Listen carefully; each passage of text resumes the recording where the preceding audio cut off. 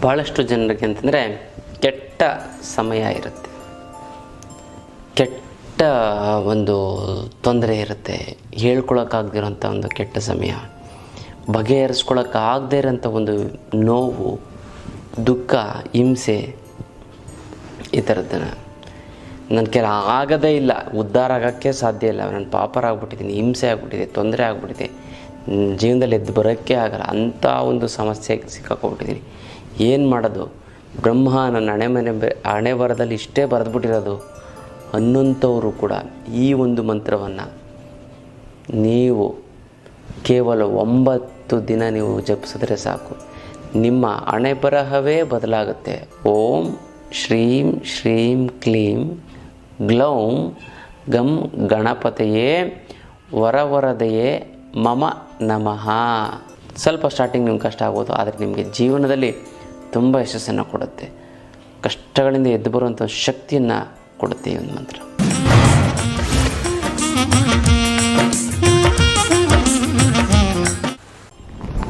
ಜೈ ಭಗವಾನ್. ಎಲ್ಲರಿಗೂ ನಮಸ್ಕಾರ. ಮಹಾದೇವಿ ಚೇದ್ಮಿಷ್ಟಪತಿ ಮಹಿ ತನ್ನ ಐಶ್ವರ್ಯಲಕ್ಷ್ಮಿ ಪ್ರಚೋದಿತ. ಎಲ್ಲರಿಗೂ ನಮಸ್ಕಾರ. ಇವತ್ತಿನ ವಿಶೇಷ ಸಂಚಿಕೆಯಲ್ಲಿ ಅನೇಕ ವಿಚಾರಗಳನ್ನು ನಾವು ತಿಳ್ಕೊಳ್ಳೋಣ. ಬದಲಾಗಿ ಮುದ್ರೆಗಳು, ಯಾವ ಒಂದು ಮುದ್ರೆ ಮಾಡಿದ್ರೆ ಏನು ಅನುಕೂಲ ಆಗುತ್ತೆ ಅಂತ ನೋಡಿದ್ರೆ, ಭಾಳಷ್ಟು ಜನಕ್ಕೆ ಅಂದರೆ heart attack, minor heart attack, major heart attack, ಅಥವಾ ಯಾವುದೇ ರೀತಿಯಂಥ ಹಾರ್ಟ್ ಪ್ರಾಬ್ಲಮ್ಮು, ಹಾರ್ಟಲ್ಲಿ ಹೋಲಿರುವಂಥದ್ದು, ಹೃದಯ ಸಂಬಂಧಿತ ರೀತಿಯಂಥ ಸಮಸ್ಯೆಗಳು, ಕೊಲೆಸ್ಟ್ರಾಲ್ ಜಾಸ್ತಿ ಆಗಿರುವಂಥದ್ದು, ಈ ಹೃದಯಾಘಾತ ತಡಿಬೇಕು ಅಂತಂದರೆ ನೀವು ಆಲ್ರೆಡಿ ಹಾರ್ಟ್ ಪೇಷಂಟ್ ಇರೋವಂಥರು ಹೃದಯ ಮುದ್ರೆನೇ ಮಾಡಬೇಕು. ನೋಡಿ, ತೋರ್ಬೆರಳನ್ನು ಮಾಡಿಸ್ಬೇಕು, ಹೆಬ್ಬೆರಳು ಪ್ಲಸ್ ಮಧ್ಯದ ಬೆರಳು ಪ್ಲಸ್ ಉಂಗುರದ ಬೆರಳು, ಕಿರುಬೆರಳನ್ನು ನೇರವಾಗಿರುವಂತೆ ಎಚ್ಚರ ವಹಿಸಬೇಕು. ಇದನ್ನು 25 ನಿಮಿಷಗಳ ಕಾಲ ಮಾಡಿ, ತುಂಬ ಚೆನ್ನಾಗಾಗುತ್ತೆ, ತುಂಬ ಒಳ್ಳೆಯದಾಗ್ತಾ ಬರುತ್ತೆ. ಇದು ಹೃದಯ ಮುದ್ರೆ. ಈ ಹೃದಯ ಮುದ್ರೆಯನ್ನು ನೀವು ಮಾಡ್ತು ಅಂತಂದರೆ, ನಾರ್ಮಲಾಗಿ ಇರುವಂಥವ್ರು ಡೈಲಿ 5 ನಿಮಿಷ ಮಾಡಿದ್ರೆ ಸಾಕು, ಯಾವುದೇ ರೀತಿಯಂಥದ್ದು ಹಾರ್ಟ್ ಅಟ್ಯಾಕ್ ಲೈಫ್ ಲಾಂಗ್ ಆಗೋದಿಲ್ಲ. ಮುದ್ರೆಯನ್ನು ಮಾಡಿ. ಆಲ್ರೆಡಿ ಹಾರ್ಟ್ ಪ್ರಾಬ್ಲಮ್ ಇರೋಂಥವ್ರು 25 ನಿಮಿಷಗಳ ಕಾಲ 3 ತಿಂಗಳು ಮಾಡ್ತಂದರೆ ಹಾರ್ಟ್ ಪ್ರಾಬ್ಲಮ್ಮು ಸರಿ ಹೋಗುತ್ತೆ, ತುಂಬ ಚೆನ್ನಾಗಿರುತ್ತೆ, ತುಂಬ ಒಳ್ಳೆಯದಾಗುತ್ತೆ. ಮುದ್ರೆಯನ್ನು ಮಾಡಿ. ಇದು ಮುದ್ರೆಯ ವಿಚಾರ.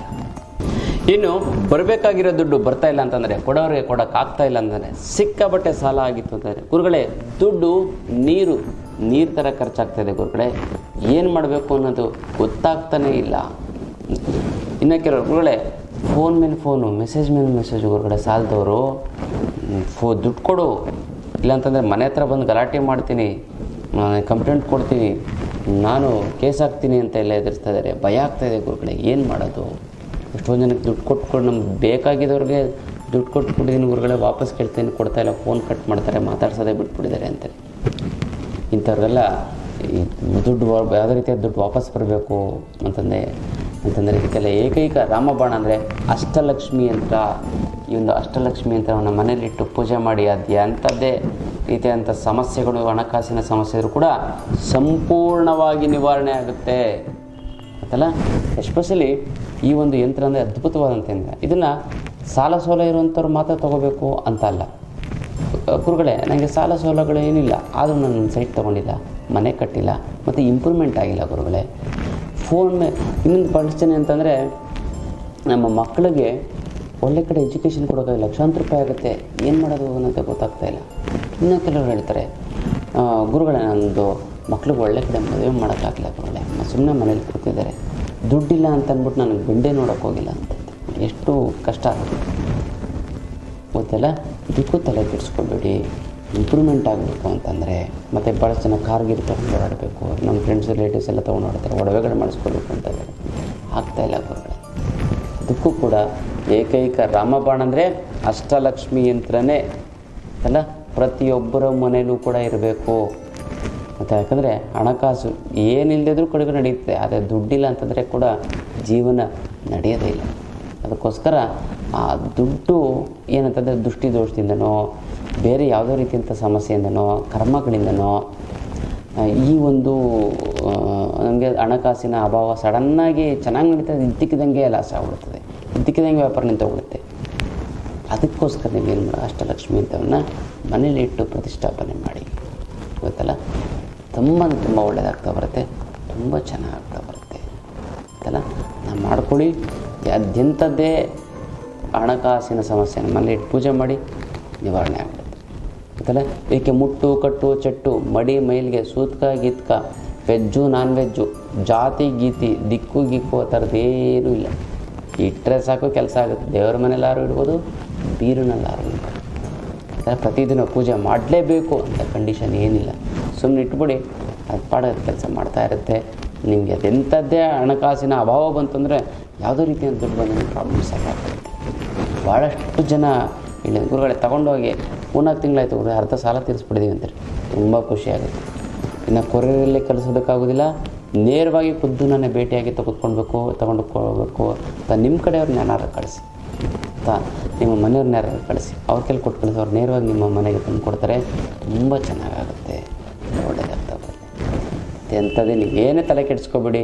ನಿಮ್ಗೆ ತುಂಬ ಹಣಕಾಸಿನ ಸಮಸ್ಯೆ ಇದೆ ಅಂದರೆ ಅಷ್ಟಲಕ್ಷ್ಮಿ ಯಂತ್ರ ಇದೆ, ಅದು ನಿಮ್ಮನ್ನು ಕಾಯಿದೆ ಅಲ್ಲ. ತುಂಬ ಅಂದರೆ ತುಂಬ ಬೆನಿಫಿಟ್ ಆಗುತ್ತೆ. ಇಟ್ಟವ್ರಿಗೆ ಅದರದ್ದೊಂದು ಒಂದು ಪ್ರಭಾವ ಏನು ಅಂತ ಗೊತ್ತಾಗುತ್ತೆ. ತುಂಬ ಜನ ಹಿಂದೆ ಕೂಡ ತುಂಬ ಜನ ತೆಗೆದುಕೊಂಡು ಒಳ್ಳೆಯದಾಗಿದೆ, ಈಗಲೂ ಕೂಡ ಆಗ್ತದೆ, ಮುಂದಕ್ಕೂ ಕೂಡ ಆಗ್ತಾ ಬರುತ್ತೆ ಇಲ್ಲ. ಹಣಕಾಸಿನ ಸಮಸ್ಯೆಗೆ ಅಷ್ಟಲಕ್ಷ್ಮಿ, ಯಾಕಂದರೆ ಆ ಥರ ಗಿಡಮೂಲಿಕೆಗಳು, ವನಸ್ಪತಿಗಳು, ಭೂತಾಳೆಗಳು ಎಲ್ಲ ಕುಟ್ಟಿ ಪುಡಿ ಮಾಡಿ ಅರ್ದು ಒಣಗಿಸಿ ಭಸ್ಮ ಮಾಡಿ ಆ ಯಂತ್ರವನ್ನು ನಿಮ್ಗೆ ಕೊಟ್ಟಿರ್ತೀವಿ. ತುಂಬ ಚೆನ್ನಾಗಾಗುತ್ತೆ, ಒಳ್ಳೆಯದಾಗೇ ಆಗುತ್ತೆ, ಆಗಲೇಬೇಕು ಅಲ್ಲ. ಇದು ತುಂಬ ಅಂದರೆ ತುಂಬ ಉಪಯುಕ್ತವಾದಂಥ ಒಂದು ವಿಚಾರ ಅಂತ ಹೇಳ್ಬೋದು. ಪ್ರತಿಯೊಬ್ಬರು ಕೂಡ ಅಷ್ಟಲಕ್ಷ್ಮಿ ಯಂತ್ರವನ್ನು ನೀವು ಮನೇಲಿಟ್ಕೊಳ್ಳಿ. ನಿಮ್ಮ ಹಣಕಾಸಿನ ಸಮಸ್ಯೆಯಿಂದ ನೀವು ಎಲ್ಲ ರೀತಿಯ ಹಣಕಾಸಿನ ಸಮಸ್ಯೆ ಸಂಪೂರ್ಣವಾಗಿ ಬಗೆಹರಿಸ್ಕೊಳ್ಳಿ ಅಂತ ಹೇಳ್ತೀನಿ. ಇದು ತುಂಬ ಅಂದರೆ ತುಂಬ ಉಪಯುಕ್ತ. ಯಾಕಂದರೆ ಪ್ರತಿಯೊಬ್ಬರು ಮನೆಯಲ್ಲೂ ಬೇಕೇ ಬೇಕು. ಯಾಕಂದರೆ ಹಣಕಾಸು ಯಾರಿಗೆ 80% ನಮ್ಮ ಜೀವನನ ಕಾಪಾಡುವಂಥದ್ದು ದುಡ್ಡು. ಹಾಗಾಗಿ ಹಣಕಾಸು ತುಂಬ ಅಂದರೆ ಇಂಪಾರ್ಟೆಂಟು. ಆ ಹಣಕಾಸನ್ನು ನಮ್ಮ ದೈವಶಕ್ತಿಯಿಂದ ಒಂದು ಹಣಕಾಸಿನ ಒಂದು ಅರಿವು ಜಾಸ್ತಿ ಆಗುತ್ತೆ. ಆ ಒಂದು ಶಕ್ತಿನ ಹೆಚ್ಚಿಸಿ ಮಾಡುತ್ತೆ ಈ ಒಂದು ಅಷ್ಟಲಕ್ಷ್ಮಿ ಯಂತ್ರ ಅಂತ ಹೇಳ್ಬೋದು. ಇದು ಯಂತ್ರದ ಒಂದು ವಿಚಾರ ಅಂತ ಹೇಳ್ಬೋದು. ಭಾಳಷ್ಟು ಜನರಿಗೆ ಅಂತಂದರೆ ಕೆಟ್ಟ ಸಮಯ ಇರುತ್ತೆ, ಕೆಟ್ಟ ಒಂದು ತೊಂದರೆ ಇರುತ್ತೆ, ಹೇಳ್ಕೊಳಕ್ಕಾಗದಿರೋಂಥ ಒಂದು ಕೆಟ್ಟ ಸಮಯ, ಬಗೆಹರಿಸ್ಕೊಳಕ್ಕಾಗದೇ ಇರೋಂಥ ಒಂದು ನೋವು, ದುಃಖ, ಹಿಂಸೆ, ಈ ಥರದ್ದನ್ನು ನನ್ನ ಕೆಲ ಆಗೋದೇ ಇಲ್ಲ, ಉದ್ಧಾರ ಆಗೋಕ್ಕೆ ಸಾಧ್ಯ ಇಲ್ಲ, ನಾನು ಪಾಪರಾಗ್ಬಿಟ್ಟಿದ್ದೀನಿ, ಹಿಂಸೆ ಆಗ್ಬಿಟ್ಟಿದೆ, ತೊಂದರೆ ಆಗ್ಬಿಟ್ಟಿದೆ, ಜೀವನದಲ್ಲಿ ಎದ್ದು ಬರೋಕ್ಕೆ ಆಗಲ್ಲ, ಅಂಥ ಒಂದು ಸಮಸ್ಯೆಗೆ ಸಿಕ್ಕಾಕೊಬಿಟ್ಟಿದ್ದೀನಿ. ಏನು ಮಾಡೋದು? ಬ್ರಹ್ಮ ನನ್ನ ಹಣೆ ಬರದಲ್ಲಿ ಇಷ್ಟೇ ಬರೆದ್ಬಿಟ್ಟಿರೋದು ಅನ್ನೋಂಥವರು ಕೂಡ ಈ ಒಂದು ಮಂತ್ರವನ್ನು ನೀವು ಕೇವಲ 9 ದಿನ ನೀವು ಜಪಿಸಿದ್ರೆ ಸಾಕು, ನಿಮ್ಮ ಹಣೆ ಬರಹವೇ ಬದಲಾಗುತ್ತೆ. ಅಂದರೆ ಹಣೆ ಬರಹದ ಬದಲಿಸೋಕ್ಕಾಗಲ್ಲ, ಇಂಥ ಸಮಸ್ಯೆದಲ್ಲಿದ್ದರೂ ಕೂಡ ನೀವು ಎದ್ದು ಬರ್ತೀರ. ಫಿನಿಕ್ಸ್ ಪಕ್ಷಿ ಅಂತ ಒಂದು ಚೈನಾದಲ್ಲಿ ಒಂದು ಪಕ್ಷಿ ಇದೆಯಂತೆ, ಅದು ಎಲ್ಲ ಸುಟ್ಟೋದ್ರೂ ಕೂಡ ಬೆಂಕಿಯಿಂದ ಎದ್ದು ಬರುತ್ತಂತೆ. ಮತ್ತೆ ಬೆಂಕಿ ಹಾಕ್ಬಿಟ್ಟು ಸುಟ್ಟಾಕ್ಬಿಟ್ರು ಕೂಡ ಅದು ಎದ್ದು ಬರುತ್ತಂತೆ, ಅದೇ ಶಕ್ತಿ, ಅದೇ ಇದರಿಂದ. ಹಾಗಾಗಿ ಆ ಥರ ನೀವು ಎದ್ದು ಬರ್ತೀರಾ. ತುಂಬ ಪವರ್ಫುಲ್ಲಾಗಿರುವಂಥ ಒಂದು ಮಂತ್ರ. ಪ್ರತಿದಿನ 9 ದಿನ ಹೇಳಿದ್ರೆ ಸಾಕು. ಏನು ಹೇಳಿ, ಕಂಟಿನ್ಯೂಸ್ ಆಗಿ 108 ಬಾರಿ ಹೇಳಿದ್ರೆ ಸಾಕು. ಏನಿದೆ ಪ್ರೆಸೆಂಟ್ ಸಿಚುವೇಶನ್, ನಿಮ್ದು ಏನು ಕಷ್ಟ ಇದೆ ಅದು ನಿವಾರಣೆ ಆಗಿಬಿಡುತ್ತೆ. ಏನು ಅಂತಂದರೆ ಫುಲ್ಲು ಲಾಸ್ ಆಗ್ತಾಯಿದೆ ಬಿಸ್ನೆಸ್ಸು, ಮುಚ್ಚಿಬಿಡ್ಬೇಕು ಅನ್ನೋಂಥ ಟೈಮಲ್ಲಿ ಇದನ್ನು ನೀವು ಜಪ ಮಾಡಿ ಮತ್ತೆ ಚೆನ್ನಾಗಾಗುತ್ತೆ ವ್ಯಾಪಾರ ಅಂತಲ್ಲ. ಇಲ್ಲ ಫುಲ್ಲು ಸೋತೋಗ್ಬಿಟ್ಟೆ, ನಾನು ಇನ್ನೇನು ಮಾಡೋಕ್ಕಾಗಲ್ಲ, ಬಿಟ್ಬಿಡ್ತೀನಿ ಕೆಲಸ, ನಾನು ಇದನ್ನು ಜಪಿಸ್ ಮತ್ತೆ ಆ ಕೆಲಸ ಹೊಸ್ದಾಗಿ ಮಾಡ್ತಾ ಹೋಗ್ತೀರ. ಫೇಲ್ಯೂರ್ ಆಗೇ ಹೋಯ್ತು, ನೀನು ಸೋತೇ ಹೋಗ್ಬಿಟ್ಟೆ, ನಾವು ಇದು ಹೋಯ್ತು, ಮತ್ತೆ ಗೆಲ್ತೀರ. ಹಾಗಾಗಿ ಈ ಒಂದು ಮಂತ್ರ ತುಂಬ ತುಂಬ ಮಹತ್ವವನ್ನು ಪಡ್ಕೊಳ್ಳುತ್ತೆ. 108 ಬಾರಿ ಈ ಒಂದು ಮಂತ್ರವನ್ನು ನೀವು ಜಪ ಮಾಡಿ, ಕಷ್ಟ ಆದರೂ ಪರವಾಗಿಲ್ಲ ಮಾಡಿ, 9 ದಿನಗಳ ಕಾಲ ಮಾಡಿ. ಇದು ಇಮ್ಮಿಡಿಯೇಟಾಗಿ ನಿಮಗೆ ರಿಲ್ಯಾಕ್ಸ್ ಸಿಗುತ್ತೆ, ಬ್ರೇಕ್ ಸಿಗುತ್ತೆ ಅಂತ ಹೇಳ್ತಾರಲ್ಲ, ಒಂದು ಬ್ರೇಕ್, ಹಿಂಗೆ ನಡ್ಕೊಂಡು ಹೋಗ್ತಾರೆ, ಬ್ರೇಕ್ ಇನ್ನೂ ಸೂಪರಾಗಿ ಚೆನ್ನಾಗಿ. ಹಾಗಾಗಿ ಏನು ಅಂತ ಬ್ರೇಕ್ ಅಂದರೆ ನಿಂತೋಗ್ಬಿಡೋಂಥದ್ದಲ್ಲ, ಆ ಒಂದು ಏನು ಕಷ್ಟಗಳಿಗೆ ಬ್ರೇಕು, ಒಂದು ಬ್ರೇಕ್ ಸಿಕ್ತು ಅಂತಂತಾರೆ ಗೊತ್ತಾ, ಅಲ್ಲೂ ಒಂದು ಬ್ರೇಕ್ ಸಿಕ್ತು ನೋಡಿ ಅಂತ. ಕಷ್ಟಗಳಿಗೆ ಬ್ರೇಕ್ ಹಾಕುವಂತಹ ಒಂದು ಶಕ್ತಿ ಒಂದು ಮಂತ್ರಕ್ಕಿದೆ. ಯಾವ ಒಂದು ಮಂತ್ರ ನಾನು ನೋಡ್ತಾ ಇದ್ದರೆ ನಿಧಾನಕ್ಕೆ ಹೇಳ್ತೀನಿ, ಬರ್ಕೊಳ್ಳಿ. ಓಂ ಶ್ರೀಂ ಶ್ರೀಂ ಕ್ಲೀಂ ಗ್ಲೌಂ ಗಂ ಗಣಪತಯೇ ವರವರದೆಯೇ ಮಮ ನಮಃ. ಇನ್ನೊಂದು ಸರಿ ಹೇಳ್ತೀನಿ, ಬರ್ಕೊಳ್ಳಿ. ಓಂ ಶ್ರೀಂ ಶ್ರೀಂ ಕ್ಲೀಂ ಗ್ಲೌಂ ಗಂ ಗಣಪತಯೇ ಮಮ ವರವರದೆಯೇ ಮಮ ನಮಃ. ಇನ್ನೊಂದು ಸರಿ ಹೇಳ್ತೀನಿ, ಬರ್ಕೊಳ್ಳಿ. ನಿಧಾನವಾಗಿ ಬರ್ಕೊಳ್ಳಿ. ಸ್ವಲ್ಪ ಸ್ಟಾರ್ಟಿಂಗ್ ನಿಮ್ಗೆ ಕಷ್ಟ ಆಗ್ಬೋದು, ಆದರೆ ನಿಮಗೆ ಜೀವನದಲ್ಲಿ ತುಂಬ ಯಶಸ್ಸನ್ನು ಕೊಡುತ್ತೆ. ಕಷ್ಟಗಳಿಂದ ಎದ್ದು ಬರುವಂಥ ಶಕ್ತಿಯನ್ನು ಕೊಡುತ್ತೆ ಈ ಒಂದು ಮಂತ್ರ. ಬರ್ಕೊಳ್ಳಿ. ಓಂ ಶ್ರೀಂ ಶ್ರೀಂ ಕ್ಲೀಂ ಗ್ಲೌಂ ಗಂ ಗಣಪತಯೇ ವರವರದೆಯೇ ಮಮ ನಮಃ. ಇದನ್ನು ಮಾಡ್ಕೊಳ್ಳಿ. ಎಂಥ ಸಮಸ್ಯೆ ಇದ್ದು ಅಂದರೂ ಕೂಡ ಇಮಿಡಿಯೇಟಾಗಿ ನಂಗೆ ಆಗೋಗಿ ಬಿದ್ದೋಗ್ಬಿಟ್ಟಿದೆ ಅಂತ ಎದ್ದು ಬರ್ತೀರ. ಅಷ್ಟು ಪವರ್ಫುಲ್ಲೇ ಇರುತ್ತೆ ಈ ಒಂದು ಮಂತ್ರ. ಇದನ್ನು ಮಾಡ್ಕೊಳ್ಳಿ, ತುಂಬ ಚೆನ್ನಾಗುತ್ತೆ, ತುಂಬ ಒಳ್ಳೆಯದು. ಹೋಮಗಳಿಗೆ ಈ ಒಂದು ಮಂತ್ರವನ್ನು ಹೇಳ್ತೀನಿ. ಯಾಕಂದರೆ ತುಂಬ ಕಷ್ಟ ಬಂದಾಗ ಹೋಮ ಹವನಾದಿಗಳನ್ನು ಮಾಡಿಸ್ತಾರೆ. ಅಂಥ ಒಂದು ಸಮಯದಲ್ಲಿ ಇದನ್ನು ಹೇಳ್ತಾರೆ. ಇವಾಗ ಹೆಂಗೆ ರಿಲ್ಯಾಕ್ಸ್ ಆಗುತ್ತೆ, ಹೆಂಗೆ ಚೇತರಿಕೆ ಆಗುತ್ತೆ, ಹೆಂಗೆ ಬಚಾವಾಗ್ತೀರ ಕಷ್ಟಗಳಿಂದ ಅಂತ ನಾನೆಲ್ಲ ನೀವೇ ನೋಡಿ ಹೇಳ್ತೀರ. ಅಷ್ಟು ಒಳ್ಳೆಯದಾಗ್ತಾ ಬರುತ್ತೆ. ಈ ಒಂದು ಮಂತ್ರವನ್ನು ಜಪ ಮಾಡ್ಕೊಳ್ಳಿ, ತುಂಬ ಚೆನ್ನಾಗಾಗುತ್ತೆ, ತುಂಬ ಒಳ್ಳೆಯದಾಗ್ತಾ ಬರುತ್ತೆ ಅಂತ ಹೇಳ್ಬೋದಲ್ಲ. ಇದು ಸರಳವಾದಂಥ ಸುಲಭವಾದಂಥ ಒಂದು ಮಂತ್ರ ಅಂತ ಹೇಳ್ಬೋದು. ಹಣಕಾಸಿನ ಸಮಸ್ಯೆಗೇನು ನೀವು ಅಷ್ಟಲಕ್ಷ್ಮಿಯಿಂದ ತೆಗೆದುಕೊಂಡು ಬಗೆಹರಿಸ್ಬೋದು. ಆದರೆ ಜೀವನದ ಸಮಸ್ಯೆಗೆ ನಾನು ಯಂತ್ರ ಮಂತ್ರ ಮತ್ತು ತಂತ್ರವನ್ನು ನಿಮಗೆ ಹೇಳ್ಕೊಡ್ತಾರೆ ಅಂತಲ್ಲ. Very beautiful. ಜೊತೆ ಮುದ್ರೆಯನ್ನು, ಆರೋಗ್ಯದ ಸಮಸ್ಯೆಗೆ ಮುದ್ರಾ ಯೋಗವನ್ನು ಹೇಳ್ಕೊಡ್ತೀನಿ. ಮುದ್ರೆಗಳು ಮಾಡಿದ್ರೆ ಸಾಕು, ಆ ಮುದ್ರೆಯಿಂದ ಗುಣ ಮಾಡೋಕ್ಕಾಗದಂಥ ಕಾಯಿಲೆಗಳೇ ಇಲ್ಲ. ಹಾಗಾಗಿ ಮುದ್ರೆಯನ್ನು ಹೇಳ್ಕೊಡ್ತೀವಿ, ಮಂತ್ರೋಪದೇಶವನ್ನು ಹೇಳ್ಕೊಡ್ತೀನಿ. ಆ ಒಂದು ಮಂತ್ರವನ್ನು ನೀವು ಹೇಳ್ಕೊಬಿಟ್ರೆ ಸಾಕು, ಒಂದು 6 ತಿಂಗಳು ಅದೇ ಅಂತ ನಿಮ್ಮ ಮಂತ್ರ ನಿಂಬೆಣ್ಣು ಕೊಟ್ಟರೆ ಸಾಕು, ಅವ್ರ ಪ್ರಾಬ್ಲಮ್ ಸಾಲ್ವ್ ಆಗ್ಬಿಡುತ್ತೆ. ನಿಮ್ಮ ಪ್ರಾಬ್ಲಮ್ಮೇ ಸಾಲ್ವ್ ಆಗಲಿ ಫಸ್ಟ್ ಬಿಡಿ. ಸಿದ್ಧಿ ಮಾಡಿಕೊಂಡು ನೀವು ಒಂದು ಕುಂಕುಮ ಕೊಟ್ಟರೆ ಸಾಕು, ಒಂದು ಹಣ್ಣು ಕೊಟ್ಟರು ಸಾಕು, ಅವ್ರಿಗೆ ಒಳ್ಳೆಯದಾಗ್ಬಿಡುತ್ತೆ. ಅದಕ್ಕೋಸ್ಕರ ಈ ಒಂದು ಯಂತ್ರ ಮಂತ್ರ ಮತ್ತು ತಂತ್ರದ ಶಿಬಿರವನ್ನು ಮಾಡ್ತಾಯಿದ್ದೀನಿ ಅಲ್ಲ. ತಿಂಗಳ ಕೊನೆ ಶನಿವಾರ ಮತ್ತು ಭಾನುವಾರ ಇರುತ್ತೆ. ಮಿಸ್ ಮಾಡದೆ ಈ ಒಂದು ಶಿಬಿರವನ್ನು ಅಟೆಂಡ್ ಮಾಡಿ. ಅದು ಎಂಥದೇ ಸಮಸ್ಯೆ ಇದ್ದರೂ ಕೂಡ ನೀವೇ ಬಗೆಹರಿಸ್ಕೋಬೋದು. 3 ಕಾರಣಗಳಿಗೋಸ್ಕರ ಇದನ್ನು ನೀವು ಈ ಒಂದು ಶಿಬಿರವನ್ನು ಅಟೆಂಡ್ ಮಾಡಬೇಕು. ಒಂದು, ಎಲ್ಲ ರೀತಿಯ ಸಮಸ್ಯೆಗಳನ್ನು ನಿವಾರಣೆ ಮಾಡ್ಕೊಳ್ಳೋಕ್ಕೆ ಮತ್ತು ಆ ಸಮಸ್ಯೆಗಳು ಬರೆದಿರುತ್ತೆ ತಡೆಯೋಕ್ಕೆ, ಮತ್ತು ಜೀವನದಲ್ಲಿ ನಿಮಗೆ ಸಂಬಂಧಪಟ್ಟಂಥ ವ್ಯಕ್ತಿ, ಅಕ್ಕ ತಂಗಿ, ಅಣ್ಣ ತಮ್ಮ, ಬಂಧು ಬಳಗ, ರಿಲೇಟಿವ್ಸ್, ಅವ್ರುಗಳಿಗೆ ಸಮಸ್ಯೆಯನ್ನು ಬಗೆಹರಿಸ್ಕೊಂಡು ಈ ಯಂತ್ರ ಬರೆಯೋದನ್ನು ಹೇಳ್ಕೊಡ್ತೀವಿ. ಮಂತ್ರವನ್ನು ಯಾವ ರೀತಿ ಸಿದ್ಧಿ ಮಾಡ್ಕೊಂಡು ಯಾವ ಸಮಸ್ಯೆಗೆ ಯಾವ ಮಂತ್ರವನ್ನು ಹೇಳ್ಕೊಡ್ತೀವಿ. ಜೊತೆಗೆ ಮುದ್ರಾ ಯೋಗವನ್ನು ಹೇಳ್ಕೊಡ್ತೀನಿ ಮತ್ತು ತಂತ್ರವನ್ನು ಹೇಳ್ಕೊಡ್ತೀನಿ. ಕೆಲವೊಂದು ವಸ್ತುಗಳನ್ನು ಯಾವ ರೀತಿ ಇಟ್ಕೋತು ಅಂತಂದರೆ ಏನಿಲ್ಲ, ನೀವು ಹೋಗ್ಬೇಕಾದ್ರೆ ದಾಡಿ ಒಂದು ಸೊಪ್ಪು ಕಿತ್ಕೊಂಡು ಹೋದ್ರೆ ಸಾಕು, ನಿಮ್ಮಿಂದ ದೋಷ ಪರಿಹಾರ ಆಗ್ತಾ ಬರುತ್ತೆ.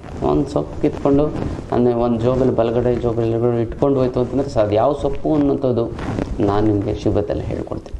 ಯಾಕಂದರೆ ಒಂದೊಂದು ಗಿಡಮೂಲಿಕೆಗಳು ಒಂದೊಂದು ದೇವತೆಗೆ ಸಮ. ಯಾವ ರೀತಿಯಲ್ಲಿ ಯಾವ ಒಂದು ವಸ್ತುವನ್ನು ಹೇಗೆ ಉಪಯೋಗಿಸ್ಬೇಕು ಅನ್ನುವಂಥದ್ದು ತಂತ್ರ. ಅದಕ್ಕೋಸ್ಕರ ಶತ್ರುಬಾಧೆ ಏನಿಲ್ಲ, ತುಂಬ ಸಿಂಪಲ್ ಆಗಿರೋವಂಥದ್ದು. ಒಂದು 4 ಬೀಜಗಳನ್ನ ಅವ್ರ ಹೆಸರು ಹೇಳಿ ಒಂದು ಮೂಲೆಯಲ್ಲಿ ಹಾಕ್ತು ಅಂತಂದರೆ ಸಾಕು, ಅದು ಎಂಥದೇ ಶತ್ರುಬಾಧೆ ಆದರೂ ನಿವಾರಣೆ ಆಗುತ್ತೆ. ಅದು ಎಲ್ಲಿ ಹಾಕಬೇಕು, ಯಾವ ಬೀಜ ಅನ್ನೋಂಥದ್ದು ವ್ಯಕ್ತಿಗೆ ಸಂಬಂಧಪಟ್ಟಂಥದ್ದು ಇಂಡಿವಿಜುವಲ್ ಆಗು ಕೂಡ ಹೇಳ್ಕೊಡ್ತೀನಿ. ಮತ್ತು ಇವಾಗ ನಿಮಗೆ ಯಾವುದೋ ಒಂದು ಶತ್ರು ಕೆಲವೊಂದು ಸಮಸ್ಯೆಗಳನ್ನ ಹೇಳ್ಕೊಡೋದಕ್ಕಾಗೋದಿಲ್ಲ, ಅದಕ್ಕೆ ಯಾವ ತಂತ್ರ ಅದನ್ನು ನಾನು ನಿಮಗೆ ಹೇಳ್ಕೊಡ್ತೀನಿ. ಮಾಡಿ, ತುಂಬ ಚೆನ್ನಾಗಾಗುತ್ತೆ, ಒಳ್ಳೆಯದಾಗ್ತಾ ಬರುತ್ತೆ. ಶಿಬಿರವನ್ನು ಮಿಸ್ ಮಾಡದೆ ಎಲ್ಲರೂ ಕೂಡ ಅಟೆಂಡ್ ಮಾಡಿ. ಗಂಡ ಹೆಂಡತಿ ದಾಂಪತ್ಯ ಸಮಸ್ಯೆ, ಕೋರ್ಟ್ ಕಚೇರಿಗಳ ಸಮಸ್ಯೆ, ಶತ್ರುಗಳ ಬಾಧೆ, ತಪ್ಪು ಜೀವನ ಹಾಳು ಮಾಡುತ್ತೆ, ಎಲ್ಲ ಸರಿ ಮಾಡ್ಕೊಬಿಡುತ್ತೆ. ನಿಮ್ಮ ಒಂದು ಬುದ್ಧಿ ಜ್ಞಾನ ಬೆಳೀತಾ ಹೋಗುತ್ತೆ, ಮತ್ತು ಆತ್ಮಶಕ್ತಿ ಜಾಸ್ತಿ ಆಗ್ತಾ ಬರುತ್ತೆ, ಮತ್ತು ಮನೋಸ್ಥೈರ್ಯ ಧೈರ್ಯ ಬರ್ತಾ ಹೋಗುತ್ತೆ. ಮತ್ತೆಲ್ಲ ತುಂಬ ಸಮಸ್ಯೆಗಳನ್ನ ಸಂಪೂರ್ಣವಾಗಿ ನಿವಾರಣೆ ಮಾಡ್ಕೊಳ್ಳೋದಕ್ಕೆ ಈ ಒಂದು ಶಿಬಿರ ತುಂಬ ಅನುಕೂಲ ಆಗ್ತಾ ಬರುತ್ತೆ. ಮತ್ತು ಮಾಟ ಮಂತ್ರ ವಾಮಾಚಾರ ಆಗಿದ್ದರೂ ಕೂಡ ಈ ಒಂದು ತಂತ್ರವನ್ನು ಮಾಡ್ಕೊಂಡು ಸಂಪೂರ್ಣವಾಗಿ ನಿವಾರಣೆ ಮಾಡ್ಕೊಳ್ಬೋದು. ಸ್ವಂತವಾಗಿ ನೀವೇ ಮಾಡ್ಕೊಬೋದು, ನೀವೆಲ್ಲೂ ಹೋಗೋ ಅವಶ್ಯಕತೆ ಇಲ್ಲ. ಆ ಒಂದು ತಂತ್ರವನ್ನು ನಾನು ನಿಮಗೆ ತಿಳಿಸ್ಕೊಡ್ತಾ ಹೋಗ್ತೀನಿ.